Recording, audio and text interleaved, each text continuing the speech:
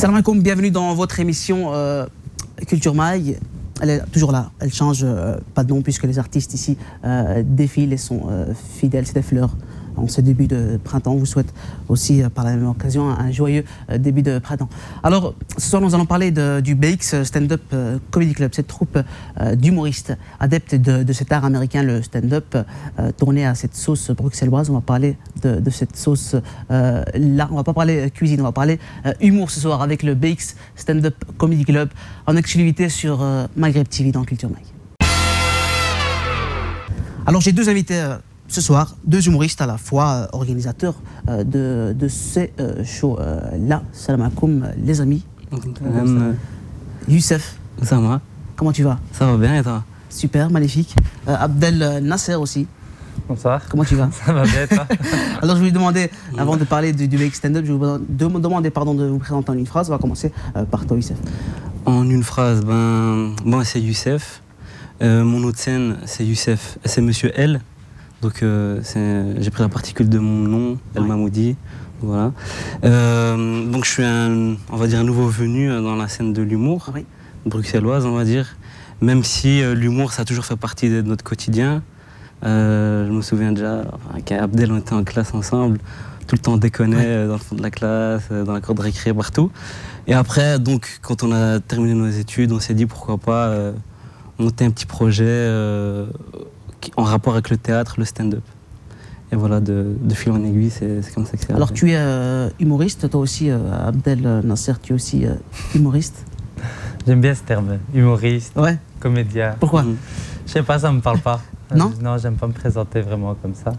Comment tu veux qu'on te présente? Plutôt comme quelqu'un qui monte sur scène et qui partage certaines choses. Après, c'est vrai avec un certain sens de l'humour, mais je sais pas, je suis pas trop... Coller une étiquette, vous n'êtes pas trop fan? Voilà, je suis pas trop fan. Ouais. J'imagine aussi je sais pas, j'imagine qu'on peut pas être drôle partout. Dire si on te colle une étiquette, l'humoriste, j'imagine dans une mosquée par exemple. On peut pas dire t'es un humoriste, bon, là c'est un nom non, ça va, quand on entend certaines prêches, ils font aussi du stand-up. C'est vrai. Alors vous êtes organisateur de ce show, le BX Stand-Up. Concrètement, c'est quoi Youssef? C'est une troupe qui fait du stand-up. Donc le stand-up, c'est un mot un peu nouveau, pour ceux qui ne connaissent pas. Mais c'est comme du théâtre comique, mais c'est pas vraiment du théâtre. Parce qu'il n'y a pas ce quatrième mur. Dans le théâtre, on joue des personnages et on ne dialogue pas vraiment avec le public, on n'interagit pas avec lui. Et dans le stand-up, il y a cette interaction avec le public, même si à la base, l'humoriste, il prépare un texte bien ficelé, il a ses vannes qu'il va bien calculer et tout dans sa tête. Et quand il monte sur scène, il y a cette magie qui fait qu'on dirait qu'il nous parle directement. C'est de la boxe en... Voilà, c'est un peu, il monte sur le ring et il enchaîne vanne sur vanne. Et alors nous, déjà, on était des grands fans de ce qu'on voyait à la télé, donc ça a commencé avec Jamel, Gad et tout ça. C'est un peu les pionniers du stand-up, on va dire, francophone. C'est vrai qu'ils ont installé le stand-up en France, qui était pas vraiment l'art premier. Voilà, donc en France, c'était déjà assez connu et tout. Et aussi, on a voyagé. Moi, personnellement, j'étais en Angleterre, Abdel est parti aux États-Unis. Et là, le stand-up, il est vraiment ancré dans la culture anglo-saxonne. Les bars de stand-up, les comedy clubs et tout, il y en a partout.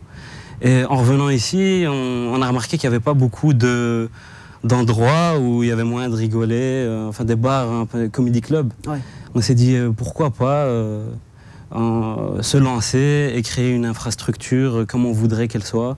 Et c'est de ce simple constat qu'on a créé la troupe. Et avec notre petit réseau, parce qu'on avait commencé avec des scènes ouvertes, on a trouvé d'autres humoristes qui étaient en galère et tout, qui cherchaient des scènes et tout. On s'est dit pourquoi pas se réunir et former une troupe d'humoristes qui va monter sur scène, chacun plus ou moins 10 minutes. Et voilà. Vous avez décidé de créer votre propre scène, donc vous avez rappelé, donc c'est du stand-up. Moi, une phrase j'aime beaucoup ici, dans le descriptif de ce comedy club. Donc il est adepte au stand-up américain, donc l'art américain tourné à la sauce bruxelloise. Abdel Nasser. En fait, le stand-up, voilà, comme Youssef l'a dit, d'abord c'est un art qui vient des États-Unis, qui existe depuis plus de 70 ans. Qui a été vraiment popularisé chez nous dans la culture, on va dire, francophone, à travers la France, voire le Canada. Et on s'est rendu compte qu'en fait, en Belgique, c'était quelque chose qui était quasi inexistant ou très peu connu, alors que justement, il y a des talents belges et il y a des talents bruxellois.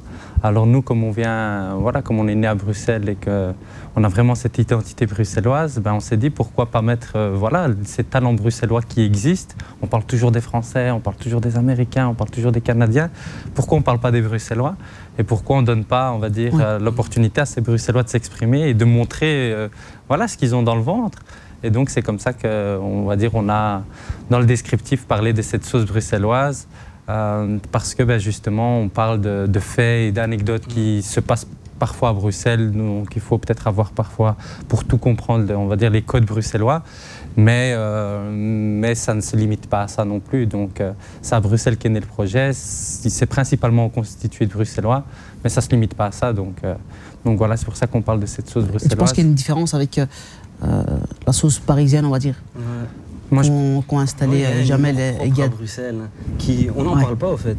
On a un humour, on va dire, propre à la Belgique aussi, la Belgique francophone. Mais il y a plein de choses qui se passent en Belgique, qui se passent à Bruxelles, et on n'en parle pas. On est toujours tourné vers la France, c'est eux qui nous font rire, c'est eux qui nous divertissent.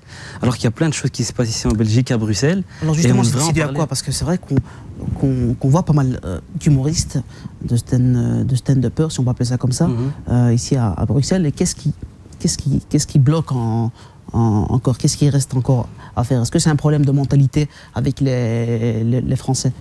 Mais moi, je pense que c'est principalement aussi un manque de structure. En France, dans la culture parisienne, les cafés-théâtres, c'est quelque chose qui est très répandu. 200 spectacles par soir. Voilà, c'est quelque chose qu'il n'y a pas ici à Bruxelles. Oui. Donc moi, je pense que petit à petit, il y a maintenant certains noms qui commencent vraiment à exister en Bruxelles et en Wallonie par rapport à l'humour. Et je pense que c'est très bien. Voilà, petit à petit, il y a des gens qui créent des concepts, il y a des gens qui lancent des endroits, qui montent des structures, qui font des projets, qui lancent des spectacles et qui permettent justement à ces artistes de s'exprimer. Et je pense que ça va faire qu'augmenter et c'est très bien pour tout le monde. Ouais, il y a un réel... vous pensez tous les deux qu'il y a un réel manque de moyens d'expression ici sur la scène, on va dire bruxelloise? On voit des grands humoristes aller jusqu'à Paris pour essayer de cartonner. Pardon. Je parle bien sûr de Nawal Madani ou de Zidane qui cartonne en ce moment. Ouais. Moi, je pense que Paris, ça a toujours été un tremplin. Même des Jean-Claude Van Damme, à l'époque, qui sont passés par là. La France, les États-Unis, ce sont... Je veux dire, au niveau média et au niveau structurel, à tous les niveaux, ils sont beaucoup plus avancés et ils ont compris beaucoup plus. La Belgique, ça reste aussi un petit pays. Tu ne peux pas comparer les États-Unis avec plus de 200 millions d'habitants avec la Belgique qui en a 11 millions. Donc, je pense qu'à Bruxelles et en Belgique, il y a vraiment un potentiel à pouvoir développer. Ça change, on va dire. Et je pense que voilà, c'est en train d'être exploité et c'est bien, ça va dans le bon sens. Quand on va voir quelques témoignages du public qui ont assisté au dernier show, c'était au Théâtre Royal du Parc. C'est tout de suite. Et surtout, merci à vous public ce soir. Merci. C'est trop bien, mec, putain, c'est de la folie. Il n'y a pas plus que... C'est top, c'est le top. Que du bonheur, une super énergie. L'ambiance dans la salle est super prenante et c'est trop drôle. Big stand-up, c'est Bruxelles. Big stand-up, très bonne soirée. Big stand-up, c'est unique. Le big stand-up, c'est génial. Le big stand-up, c'est du lourd. Big stand-up.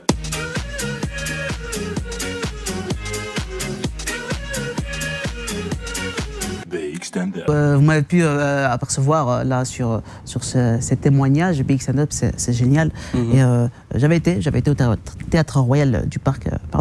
Je me suis un truc qui m'a marqué, c'est cette diversité.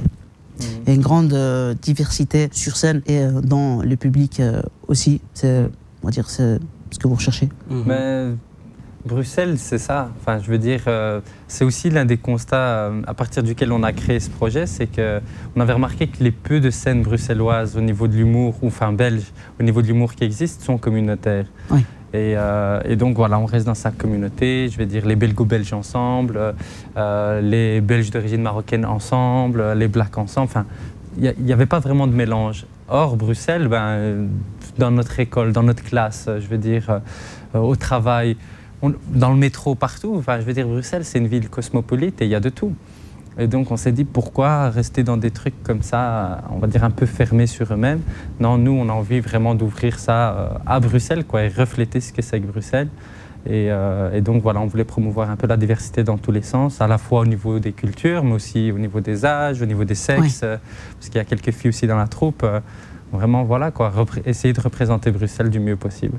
Alors, on va parler de la diversité parmi les humoristes. Qui sont-ils? Commençons par les filles. On est 9, hein. On est 9. Et on peut commencer par on est 9, et on va dire on est 10, et des fois il y a même à chaque spectacle il y a des guests. Mais dans la troupe, on va dire principale, on va commencer par les filles. Il faut, parce que attention, vous savez comment, comment ça marche. Il y en a une qui est là donc depuis à la base du projet, donc s'appelle Lina, qui c'est un melting pot de toutes les origines en elle déjà. Donc elle-même elle le dit, donc elle est indienne, tanzanienne, belge, enfin un mix de toutes les cultures. Et bon, à la base c'est ma voisine, donc elle n'était pas forcément amenée à faire du stand-up. Mais tes voisines ne font pas de stand-up? Non, c'est pas grave. Mais en fait, c'est. J'habite un quartier bizarre. J'habite dans un quartier où voilà, on est que des humoristes, on fait rire entre nous et tout, tu vois. Mais au fait, le stand-up, c'est là qu'on voit que c'est donné à tout le monde, en fait. Si tu fais rire, si t'es marrant dans la vie de tous les jours, bah t'as ta place sur scène. Faut juste un peu de structure. Faut juste un peu de structure et de rigueur, parce qu'il faut savoir écrire, il faut savoir amener les vannes.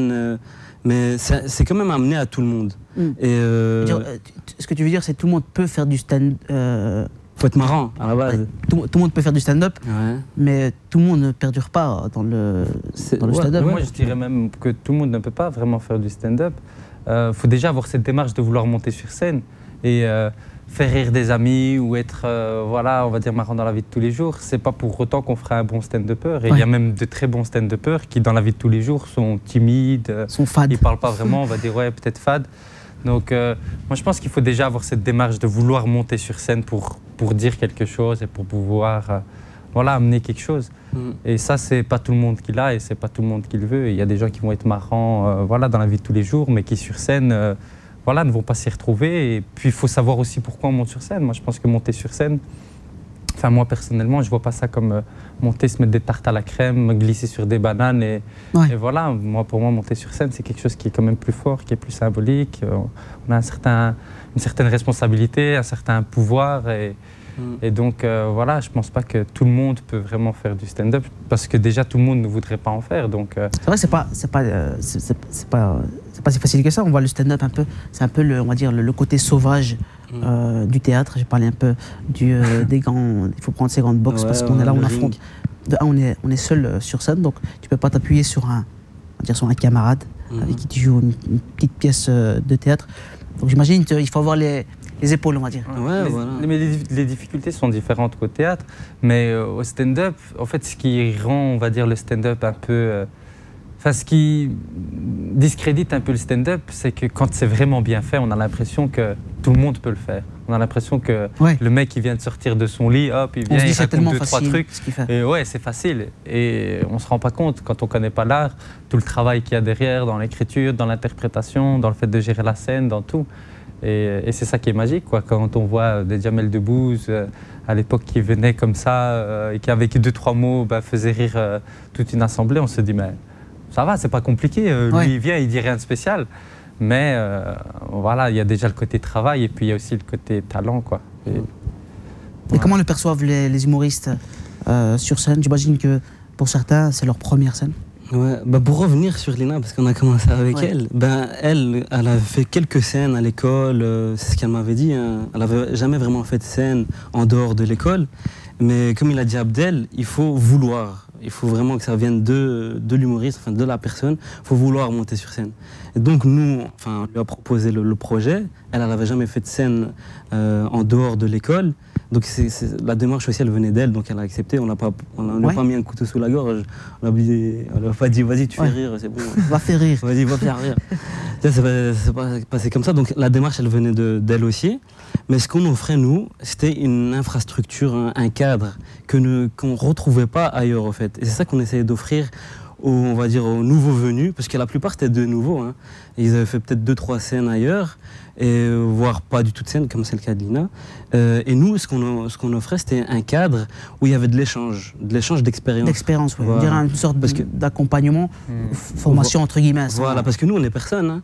Nous, on a fait quelques scènes. Ouais. Donc, moi, personnellement, ça fait depuis 1 an et demi que je fais de la scène. Abdel, un peu plus d'1 an et demi aussi.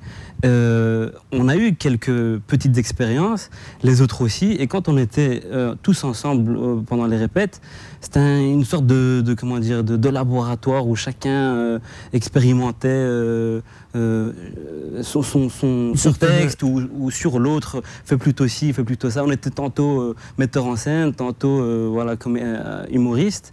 Une sorte de réunion d'humoristes anonymes mais sans être anonyme. Voilà, tout à fait. Et c'est comme ça qu'on essaie d'évoluer. Alors les autres humoristes, j'imagine qu'il n'y a pas que Lina. Ouais, il y a aussi Lina, il y a Mathilde qui a rejoint le groupe assez récemment et qui... En fait, la magie avec tous ces humoristes, c'est qu'il y a vraiment des univers complètement différents et que chacun vit sa vie de manière différente, a un passé différent, des origines différentes, enfin de tout. Donc on a une belle brochette. Donc pour les filles, il y a encore Mathilde.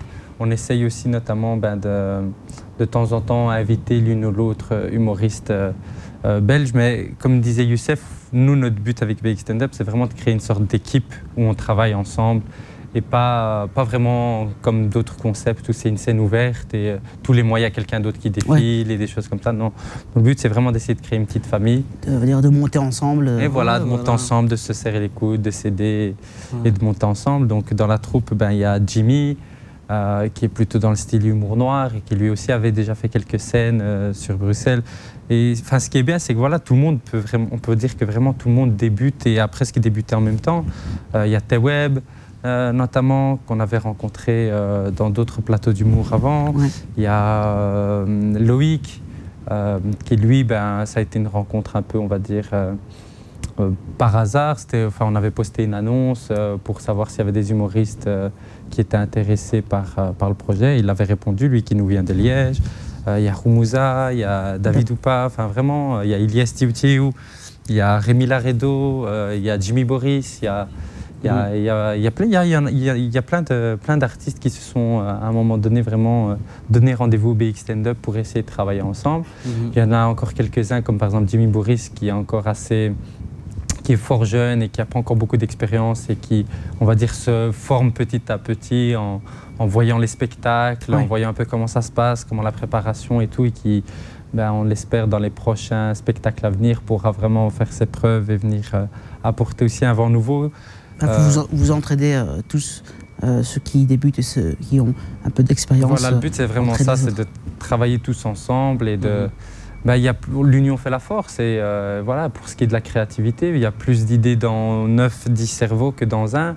Et donc l'humoriste, les artistes eux-mêmes font un travail préparatoire en écrivant un sketch, on va dire, qui est peut-être fait à 50, 60, 70%. Et puis ils viennent avec cette matière, on va dire, un peu brute encore et ils la partagent avec les autres artistes. Ils leur disent, voilà, ici tu pourrais rajouter une vanne, ça me fait penser à ça, ça j'ai pas aimé. Et ça va un peu dans tous les sens. Et après l'artiste au final repart avec plusieurs feedbacks et peut retourner dans son travail. Et voilà. L'union fait la force. Toi, je me rappelle, tu avais dit une phrase qui m'a fait beaucoup rire. Tu as dit l'oignon fait la farce. L'oignon fait la farce, Tu avais imité un Turc. Un premier ministre turc. Ça collait bien. C'était la fin de la chute du sketch. Donc, c'était un premier ministre turc que j'avais caricaturé, Umut, Mesut. C'était à l'époque des élections, donc... Voilà, qui avait un programme politique. Vas-y, fais-nous un petit extrait.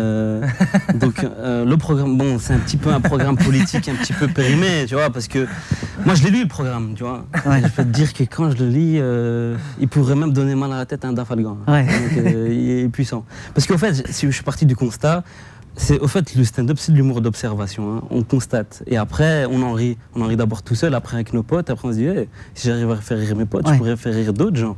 Et en fait, c'est parti de ce constat. À l'époque, il y a 1 an, les élections, je voyais tout le monde qui se lançait en politique.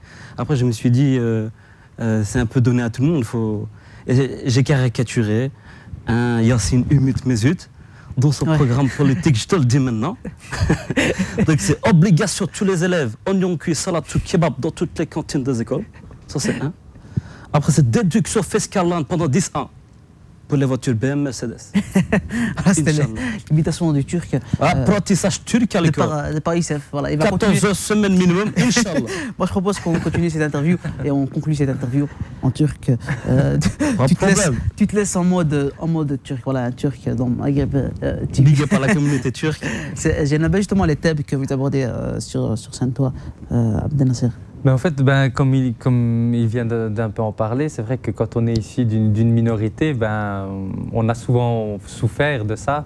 Et donc, c'est vrai que parler des minorités, on va dire des stéréotypes qu'il y a, parfois, voilà, on aime bien en jouer, même les démentir. On trouve ça, ça nous amuse. J'imagine que vous faites, quand vous écrivez, j'imagine que c'est pas seulement que du divertissement. J'imagine qu'il y a des messages derrière tout ça. En fait, après, l'humour et la manière dont quelqu'un monte sur scène, c'est vraiment très personnel. Donc nous, par rapport au thème et au message, par rapport à l'équipe, étant donné qu'on est responsable, on va dire, on n'impose rien. Il y a juste on met certaines limites. Donc on ne veut pas de racisme pur dans les sketchs parce que c'est quelque chose, voilà, on veut promouvoir la diversité. C'est bien de le dire. On va aller dans le bon sens, donc tout ce qui est attaque aux minorités de manière générale, donc pas de racisme, on ne va pas attaquer les minorités telles qu'elles soient, juste pour les attaquer parce que je trouve que voilà, ça n'a pas de sens. On charrie.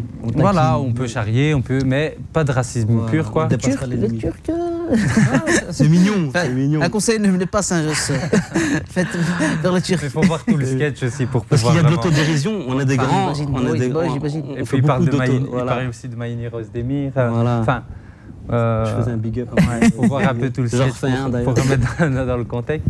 Mais voilà, on n'a pas de. Donc, en fait, on met certaines limites donc, par rapport à, voilà, comme je dis, le racisme. On n'attaque pas les religions. Comme on a un public aussi qui est fort familial, on a cette responsabilité de, par exemple, pas aborder ni de la vulgarité, ni des thèmes qui sont sous la ceinture, car on veut que des parents puissent venir avec leurs enfants. On veut vraiment que ça soit un espace convivial où tout le monde se sente bien. Et le but, c'est de rassembler. Donc, pour rassembler, il faut rester, on va dire, le plus ouvert possible et le plus propre, si je puis dire. Après, par rapport au thème, donc il y a juste ces limites qu'on demande aux artistes de ne pas franchir. Après, pour le reste, ils sont vraiment libres et il y a des artistes qui vont plus se sentir, je sais pas moi, dans l'humour populaire et raconter ce que tout le monde voit ou ce que tout le monde pense tout bas. Il y en a d'autres qui vont être vraiment plus engagés et qui vont faire des sketchs vraiment sur la politique et sur... C'est diversifié même. Voilà, c'est vraiment personnel. Les thèmes, c'est vraiment personnel. Il y en a d'autres qui vont juste monter sur scène pour faire rire et divertir un maximum. Et finalement, voilà, il n'y aura pas vraiment de but précis si ce n'est que de faire rire les gens. Donc par rapport à ça, ce qui est bien, c'est qu'on a une dizaine de personnalités différentes et que finalement, les choses ressortent de manière un peu naturelle. Alors justement, pour avoir ces prochains thèmes qui seront abordés sur scène très prochainement, puisque vous remontez le 24 avril prochain à l'Espace Mag. Tout à fait, voilà. L'Espace Mag qui est un peu notre QG, donc c'est l'Espace Mag qui nous a soutenus dès le début, qui a cru en notre projet et qui nous a permis de faire notre premier spectacle là-bas, où en partant de rien, on a quand même réussi à faire un spectacle, on a réussi plus de 400 personnes qui étaient complets. Donc voilà. Là, on a un petit peu tourné cette année, mais on a commencé la saison à l'Espace Mag cette Casino année. de Bruxelles, Théâtre Royal du Parc, et vous revenez terminer la saison à l'Espace Mag. Vous allez revenir à l'Espace Mag, vous allez revenir au QG, comme on dit, le 24 avril prochain à 20h. C'est ça, 20h, 24 avril. À 20h, donc à l'espace. 20h, pas à partir de 20h. À 20h, précise. Voilà. À 20h. À 20h, ça commence. Le spectacle on a une forte communauté africaine et maghrébine. Il faudrait venir vers 19h. Donc on tient à préciser. Voilà. Alors voilà, justement, comment on peut réserver? Pour réserver, le plus simple, c'est d'aller sur notre site bxstandup.be et là, les infos y sont. Sinon, sur le site de l'Espace Mag, espacemag.be. On peut aussi réserver par téléphone au 02 274 05 22. Il s'affichera. Voilà, mais sinon, de manière générale, on peut passer prendre les préventes sur place à l'Espace Mag du mardi au samedi de 11h à 19h. Pour ceux qui ne savent pas, l'Espace Mag, c'est rue du Poinçon 17 à Bruxelles. C'est juste à côté de l'IEX. voilà, à 100 mètres du Manneken Pis, en plein centre de Bruxelles. Excellent tout ça, on va conclure cette émission. Un petit dernier mot pour les téléspectateurs de... Un dernier mot, on a été un peu sérieux là, de en Culture expliquant Mag. le projet, parce que c'est quelque chose qui nous touche et tout. Mais, Les derniers mots des invités, vous êtes libres il y de a de la faire rigolade quoi. Là, ce que vous là, voulez. Un peu genre une émission, Je ne gère plus. L'émission on est venu en apparemment. blazer. Voilà, je suis ministre, tu vois, je veux dire. On s'est dit, voilà. Sinon, ça vanne. Voilà. Sinon, on pourrait dire à tous les spectateurs qui nous regardent que tu es assis sur un coussin. Je suis assis sur un coussin. Tu ne l'as pas dit, ça. Exactement, je Ils le le dis. savent pas, faut leur Je dire. pense que je l'ai déjà dit, mais je pense qu'aucun On peut le invité, montrer aussi. aucun invité, on peut le montrer. On peut le montrer. On va mettre un gros plan, Voilà. puisque je ne cache rien dans cette émission. Bon, aucun invité ne l'avait vu auparavant. Voilà, c'est deux Pour expliquer humoristes. la blague aussi, Youssef, il revient du ski C'est là. deux humoristes, bon. Voilà, de manière J'ai mis un naturelle. coussin, c'est ce qui fait un peu le charme de la. Ici, le gros plan, on peut montrer. Voilà, c'est ce qui fait le charme de la télévision. Je fais un On peut coussin. faire une petite sieste comme ça, hop, il est tout doux. Donc- Ah, ça fait plaisir. Donc, si vous me croisez dans le métro, et non, je suis. C'est vrai que je suis très petit. C'est mignon, c'est mignon. C'est très mignon, tout ce qui est petit est mignon. Bref, on va conclure cette émission petit à petit. La caméra est juste là. Elle est juste là. Donc, si vous voulez laisser un petit message, un appel. Y a pas mal D'abord, d'appels on va ici. peut-être remercier le public qui nous soutient. Il y a vraiment pas mal de monde qui vient au BX Stand-Up. Donc, on remercie tout le monde, tous les gens qui nous soutiennent. Et pour ceux qui ne connaissent pas encore, on les invite à venir découvrir le 24. Le prix est symbolique, c'est le prix d'un ticket de cinéma. Voilà, au lieu d'aller voir un film bidon, comme il y en a pas mal en ce moment en programmation dans tous les C'est le cinémas. coup de gueule d'Abdel Nasser. ce soir. Venez soutenir des artistes bruxellois, venez voir un peu ce qui se passe voilà, à Bruxelles. Et, Vous prenez voilà. les chèques repas? Chèque repas, non, pas vraiment. Voilà. encore. Notez bien, ils ne prennent pas Pas les les chèques chèques repas. repas. On accepte Voilà. les dinars et les Et les dirhams. et les dirhams, les dirhams aussi. Et les dirhams, voilà. Les dirhams. En tout cas, merci à vous d'avoir été, Merci d'avoir à été toi avec de nous nous. avoir Merci à invités. Avec plaisir, vous revenez. On se retrouve le Quand vous 24 voulez. avril. Le 24 avril, Inch'Allah, je serai là. Moi, je suis fidèle, je suis fan. En tout cas, vous revenez quand vous voulez, très prochainement. La saison prochaine, j'imagine, avec pas mal de plaisir. shows. Pas mal de shows pour la saison prochaine. En tout cas, Pas mal de surprises aussi. en tout cas, on vous souhaite une saison chargée en émotions. Merci. Chargée en rire. Merci. Merci à vous d'avoir été avec nous. Je rappelle la date, donc le 24 avril. Notez bien, téléspectateurs et téléspectatrices, 24 avril à 20h. 20h précise. Aucun chèque repas ne sera toléré. On va dire, voilà, le 24 avril, un site internet pour réserver. Le site internet du Comedy Club, donc www.bxstandup.be. Il s'affiche juste là. En tout cas, allez-y, ils sont très drôles, la diversité, la liberté aussi.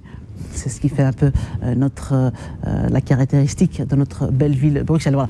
Merci à vous, chers téléspectateurs, de votre fidélité. On se donne rendez-vous la semaine prochaine pour un nouveau Culture Mag. D'ici là, portez-vous bien. Et comme on dit, vivez de votre culture, celle qui vous honore. Wassalamu alaikum.